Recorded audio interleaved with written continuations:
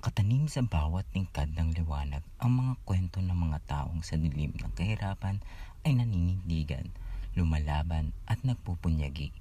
Sa dokumentaryong ito, ating sasamahan ang mga unprivileged na tinatawid ang masalimuot na karamlan ng kahirapan. Ang kanilang mga mata ay nagsasalaysay ng mga pangarap, sakripisyo at diwa ng pag-asa sa kabila ng kagipitan. Kaya't kasama natin ngayong araw, tara't buksan ang mga pinto ng pag-unawa. Samahan ninyo kaming tuklasin ang mga kwento sa likod ng mga ngiti, sa mga pag-iyak na itinatago at sa tapang na nagmumula sa mga puso ng mga unprivileged. Ito ang Silong ng Pag-asa, kwento ng mga taong nalulunod sa kahirapan. Sa paligid ng maraming tao na kumakalam ang sikmura, maraming hindi nakakakain ng 3 beses sa isang araw at marami ring taong mas pinipili ang manirahan sa kalye. Kaya't samahan ninyo kami sa paglalakbay sa likod ng mga tahanan, sa mga pook ng pangangailangan at sa mga yugto ng paglakad na may layong umahon sa kahirapan. Tara at maglakbay tayo sa ilalim ng liwanag, sa ilalim ng dilim at sa likod ng mga mata ng mga unprivileged. Ito ang kanilang kwento, ang kwento ng pag-asa. Yan, magandang umaga po sa inyo. Salamat po at pinaanyayahan niyo po kami. Ayun po, pwede ko po bang malaman ang mga pangalan niyo at ilang taon na po kayo? Ako si Nicole Quesada Trianes, 26 years old. Ito po. Mayor Chandra. Tanong, 25 okay po. Tanong ko lang po kung kayo po ba ay nagtatrabaho. Sa bahay lang. Okay po. Kakamustahin ko lang naman po na kamusta naman po ang ganitong buhay na ramdam po namin ay araw-araw po kayo hindi malamdam.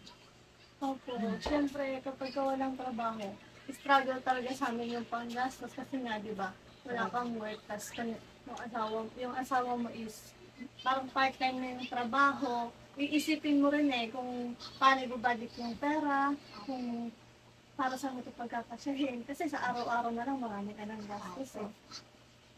Ilan po kayo sa inyong pamilya at kayo po ba ay may anak? Dito sa, Sampur kami, may get. Tapos, yung namin, 2 yung anak ko. Tapos yung mag-asawa. Lang po. Sunod po, gaano na po kayo katagal na naninirahan dito at saan po kayo kumukuha ng pangkain niyo po sa pang-araw-araw? Bali, mag-5 taon na kami dito nakatira. Pamilya ko. Tapos, ang pinagkukuhanan namin na pangkain sa araw-araw, yung pag-service ng asawa ko. Linggo-linggo yung take-out. Sa buhay, maraming pagkakataon na susuko ka na kasi akala mo hanggang doon na lang ang buhay na meron ka. Ngunit kapag lumingon ka sa paligid, maraming tao naglalakad, nakikipaglaban sa araw-araw na hamon ng buhay. Ang simpleng pamumuhay ay dinatag sa pundasyon ng pag-asa. Ngunit sa kabilang banda ng buhay, maraming tao ang nagdudusa sa kagutuman. Gaya na lang ni na Ate Lea at Nicole na patuloy na nakikipaglaban sa buhay na hindi alam ng marami kung kailan matatapos ang pakikipaglaban sa kagutuman. Sa kabila po ng lahat, paano niyo po nalalabanan yung pang-araw-araw na hamon ng kahirapan sa inyong buhay? Siyempre, kung ganun nga naman yung sitwasyon namin sa buhay, kung ano yung kinita ng kunwari ng asawa ko, pinagkakasya namin. Kasi hindi naman namin pwedeng ipilit kung wala eh. Kailangan lang talagang sustain mo kung ano yung bagay mo. Ano po yung mga pangarap niyo sa buhay na gusto niyo pong mabago? Siyempre, kung ano yung kinatataya ng buhay namin ngayon, gusto namin mabago yun in the future. Hindi man ngayon, kumbaga, may proseso kasi yan eh. Sabi nga nila, trust the process. Hindi naman habang buhay ganito eh. Ayan. Paano niyo po nalalaman paano niyo po natututunan ang kahalagahan ng edukasyon? Siguro naman po ay makikita niyo po sa inyong paligid na maraming taong hindi nakakapasok po sa paaralan. Oo, totoo naman yun. Kasi sa panahon ngayon, hindi ko naman sinasabing hindi importante yung pag-aaral, ha? Ano lang to, opinion ko lang to. Kasi hindi ako nagtuloy ng college kasi nga, alam na, nag-asawa, ganyan. Kahit merong pang ano yung pamilya namin. So, ang inaano ko lang is, hindi ko naman sabihin hindi importante yung pag-aaral. Kasi mas importante yung diskarte eh. Kasi, isipin mo yung ibang nakapag-aral, ang tataas ng tinapos nakapaghanap bagay ng trabaho. Di ba hindi? Kailangan mo pa rin gamitin yung utak mo, diskarte, ganyan. Yun talaga yun eh. Para sa akin opinion ko lang yun. Opo. Yan po. Sunod po, ano po ang mga hakbang o inyong ginagawa para hindi po mawala yung pag-asa niyo na lumaban sa buhay? Hindi pwedeng mawala yun kasi there's always hope, sabi nga nila eh. Habang may buhay, may pag-asa. Kahit mahirap yung buhay, laban lang. And paano niyo po napagtatagumpayan ang mga pagkakataong nahihirapan na po kayo? Nahahadlangan na po yung mga pangarap at sa buhay.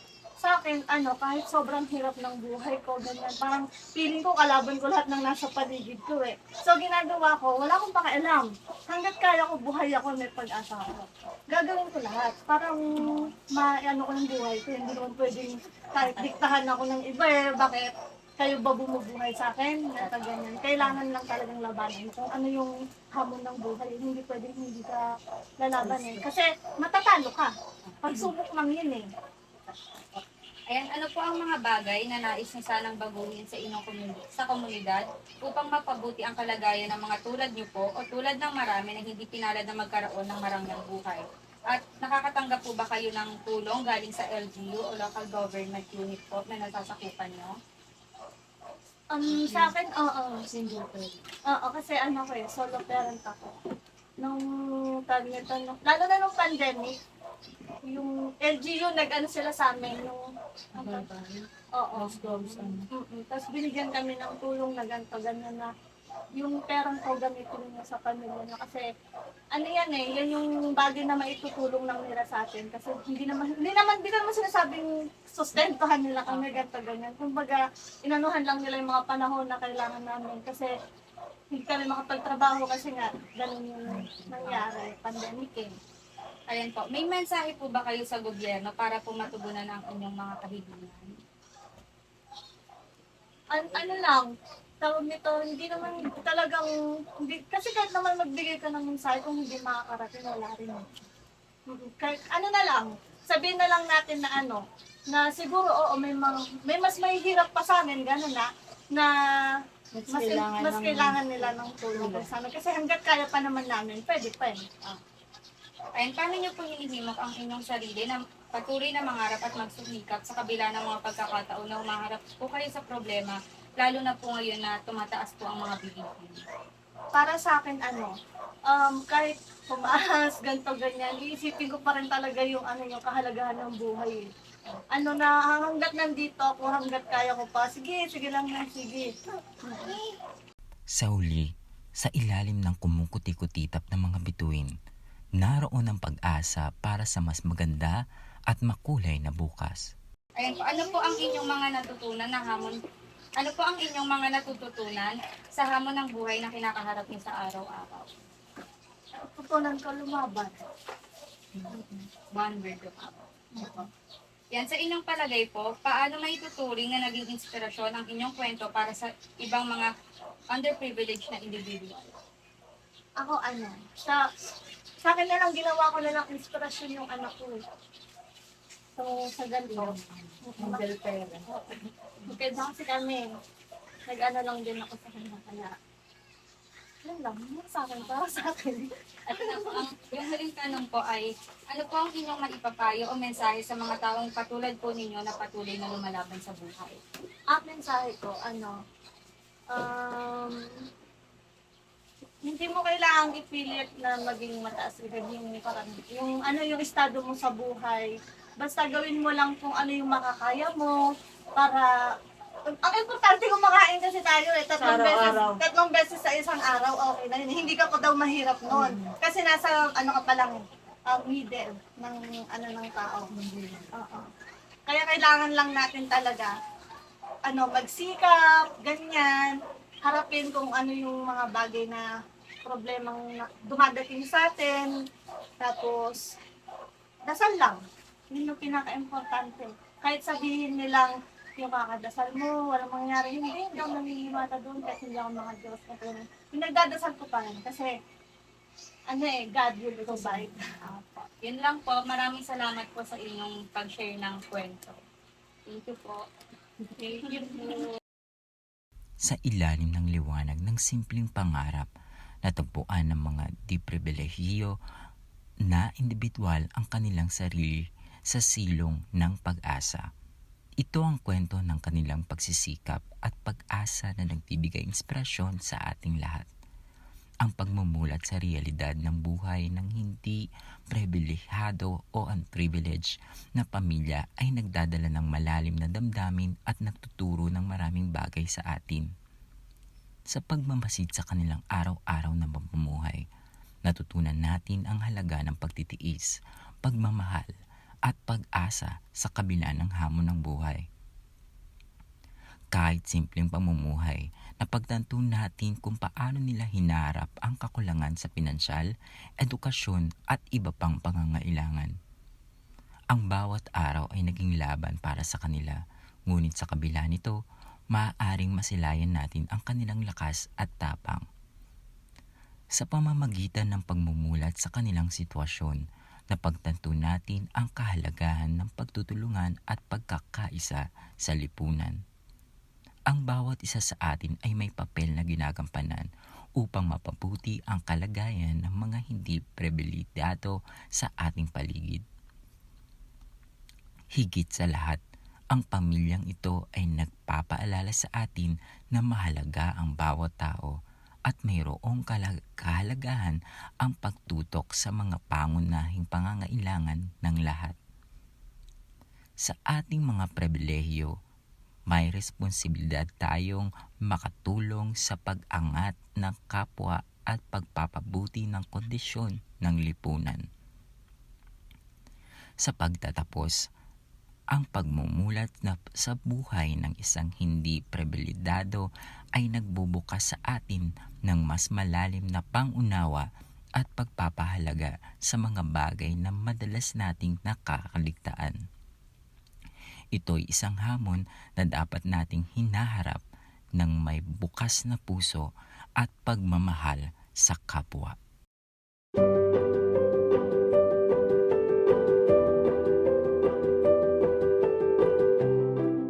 Ako nga pala si Regine F. Exomo.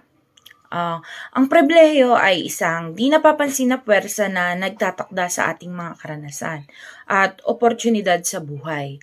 Ang pagmuni-muni sa kawalan ng pribilehiyo ay nagdadala sa atin ng malupit na agwat sa pagitan ng mga taong merong kakayahan at yung mga nahihirapan.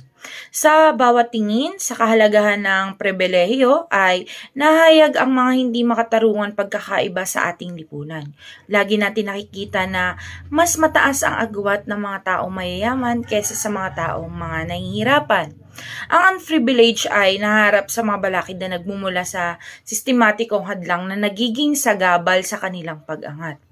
Ito ay mga laban na umiiral sa istruktura ng lipunan na pagpapatuloy na hindi pagpantay-pantay. Kumbaga, lagi silang napag-iiwanan, no? Kumbaga laging sinasabi nila na ang mayayaman ay patuloy na yumayaman at ang mga taong nahihirapan patuloy na naghihirap. Sa pag-iisip sa tungkol sa kawalan ng pribilehiyo, dumarami ang pangangailangan para sa pag-unawa at pakikipagdamayan. Ito ay isang paalala na hindi lahat ay nag-uumpisa sa parehong punto o kumbaga hindi lahat nagsisimula sa pagiging mayaman. May iba naman na nagsisimula sa pagiging mahirap at yung mayaman, kumbaga nagsusumikap sila para maiangat ang kanilang buhay. Lagi natin tatandaan na bilang isang mamamayan sa simpleng pagtutulungan, may tao tayong napapasaya at natutulungan. So, gaya ng mga tao sa video na Lagi parati silang lumalaban, hindi sila nawawalan ng pag-asa. So, tayo din bilang tao, lagi natin tatandaan na huwag tayong susuko at palaging magsumikap. Ayun lamang, maraming salamat. Hi, I'm Lizelle B. Bartolome and I'm here to share with you my insight about the interview that we made. So, we interviewed the underprivileged people in our community. We asked them questions to know their perspective and their experience of life and also the poverty that we face. And one thing that I learned from it is that in life, we're not always lucky. There are times that we don't have food to eat or things that we can use. And also, there are times that we are in our low days of life, wherein we don't really have anything. Then I also learned that in life, you have to be brave and strong. You have to face those challenges that you experience. You might struggle now, but know that everything that you do will also fade off. Keep on fighting and always believe in yourself. Also, pray and keep your faith in God. Also, don't give up and learn from your experience. Hi, my name is Lian May from BS Accountancy, and this is my reflection. The documentary Sa Silong ng Pag-asa we filmed resonated with me on a profound level as it unveiled the heartfelt stories of those navigating the shadows of poverty. As we journeyed through documented struggles, witnessing the tenacity and determination of underprivileged individuals like Ate Leia and Ate Nicole, it stirred a mix of emotions within us. Their interviews unveiled not only the daily battles they face but also their dreams and the unyielding spirit that defines their lives. The documentary became a catalyst for personal reflection, urging me to contemplate our collective societal responsibilities and the imperative for united efforts to uplift the conditions of the less fortunate. It wasn't merely a narrative, it served as a reflective mirror, showcasing the strength, love, and hope that persist in the face of life's adversities. Sa Silong ng Pag-asa isn't just a film or a documentary. It's a powerful call to action for empathy and compassion in our shared journey toward a more equitable and compassionate society. Through this interview, I see the unprivileged individual's world in a new light. I saw beyond what I've experienced earlier in life. Behind their audible words of courage, I can sense their dreams of a better living. These families is juggling jobs just to eat, and their kids learning under the city's noise. It was a tough life indeed, but their spirit was tougher. Shared smiles over simple meal, and their dreams tucked away like treasures. They face hardships with a quiet fire. These weren't just stories, they were lessons. Lessons in resilience, in the power of community, and in the hope that blooms even in the concrete cracks. It's a call to see the city not just for its glass towers, but for the strength that weaves it together, one life at a time. I'm Faith Jassel S. Perez, a second-year BSA irregular student. As an interviewer for our immersion task, I gained profound insights into the lives of underprivileged individuals. The experience revealed a stark contrast in perspectives between the underprivileged and privileged, with the former displaying remarkable gratitude for the simple necessities they managed to provide for their families. Despite facing economic challenges, these individuals emanate resilience and a steadfast commitment to their dreams. It was inspiring to witness their unwavering belief in phrases such as, "There's always hope and God will provide," recognizing that these convictions are coupled with an unyielding determination to work diligently.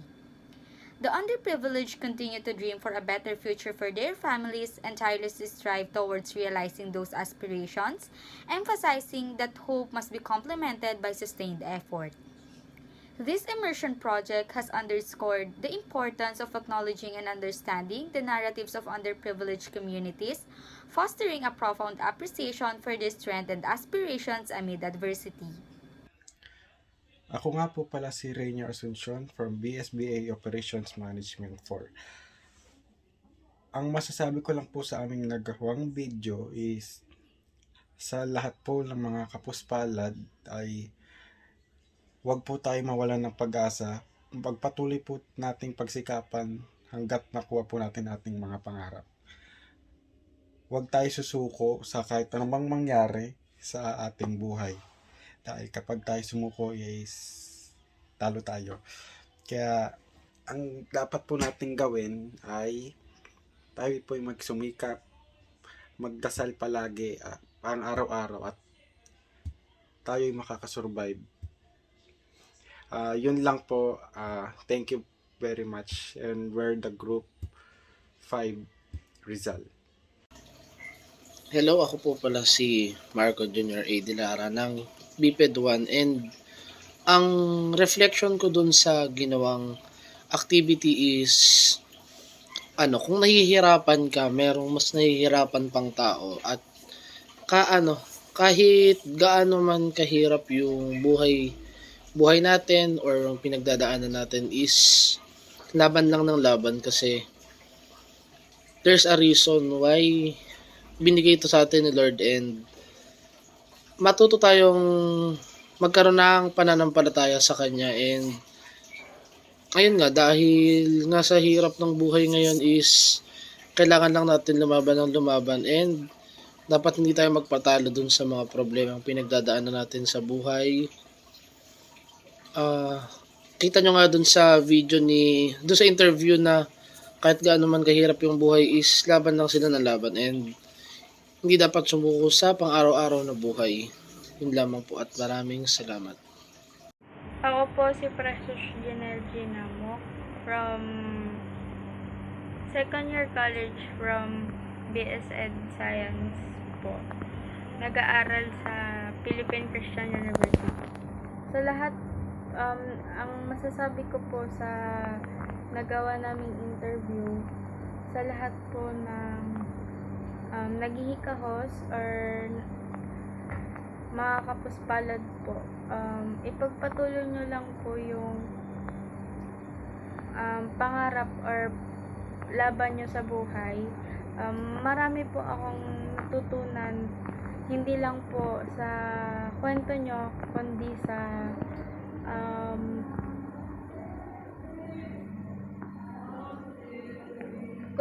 sa mga pinagdadaanan nyo po sa buhay.